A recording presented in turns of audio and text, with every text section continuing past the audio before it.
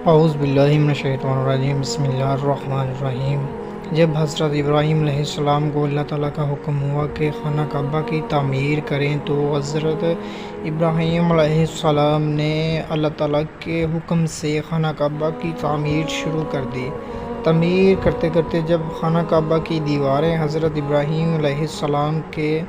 سر سے اونچی ہو گئیں اور آپ کے لیے مزید پتھر لگانا مشکل ہو گیا تو اس وقت حضرت ابراہیم علیہ السلام کا ایک معجزہ ہوا جو ایک پتھر کی شکل میں تھا، جس کو مقام ابراہیم کہا جاتا ہے۔ یہ ایک مقدس پتھر ہے جو خانہ کعبہ سے چند گز کی دوری پر رکھا ہوا ہے۔ یہ وہی پتھر ہے کہ جب حضرت ابراہیم علیہ السلام خانہ کعبہ کی تعمیر فرما رہے تھے اور جب خانہ کعبہ کی دیواریں سر سے اونچی ہو گئیں تو اس پتھر پر کھڑے ہو کر آپ علیہ السلام نے کعبہ معظمہ کی دیواروں کو مکمل فرمایا۔ یہ ایک معجزہ تھا۔ یہ پتھر موم کی طرح نرم ہو گیا اور آپ علیہ السلام کے دو مقدس قدموں کا اس پتھر پر گہرا نشان پڑ گیا۔ اس پتھر کا یہ بھی معجزہ ہے کہ جب حضرت ابراہیم علیہ السلام اس پر کھڑے ہو جاتے تو یہ پتھر خود ہوا میں اڑنے لگتا اور خانہ کعبہ کی دیواروں کی طرف ہو جاتا۔ اس طرح حضرت ابراہیم علیہ السلام آسانی کے ساتھ مزید پتھر لگاتے جاتے اور خانہ کعبہ کی تعمیر فرماتے جاتے تھے۔ آپ کے قدموں کے مبارک نشان کی بدولت اس پتھر کی فضیلت اور عظمت میں اس طرح چار چاند لگ گئے کہ اللہ تعالیٰ نے اپنی کتاب قرآن مجید میں 2 جگہ اس کی عظمت کا خطبہ ارشاد فرمایا، جس کا ترجمہ ہے یعنی کعبہ مکرمہ میں خدا کی بہت سی روشن اور کھلی ہوئی نشانیاں ہیں، اور ان نشانیوں میں سے ایک بڑی نشانی مقام ابراہیم ہے، اور دوسری جگہ اس پتھر کی عظمت کا اعلان کرتے ہوئے یہ فرمایا کہ اور ابراہیم کے کھڑے ہونے کی جگہ کو نما کا مقام بناؤ۔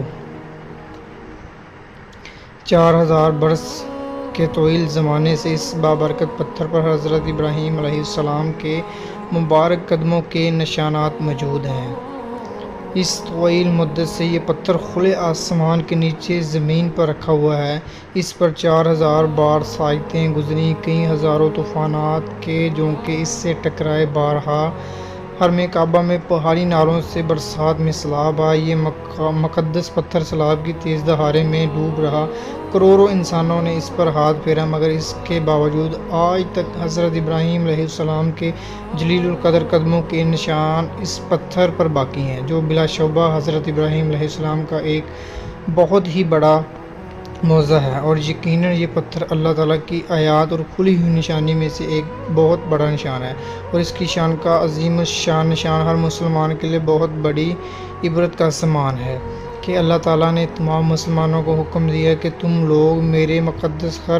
خانہ کعبہ کے طواف کے بعد اس پتھر کے پاس 2 رکعت نماز ادا کرو۔ تم لوگ نماز تو میرے لیے پڑھو اور سجدہ میرا ادا کرو، لیکن مجھے یہ محبوب ہے کہ سجدوں کے وقت تمہاری پیشانیاں اس مقدس پتھر کے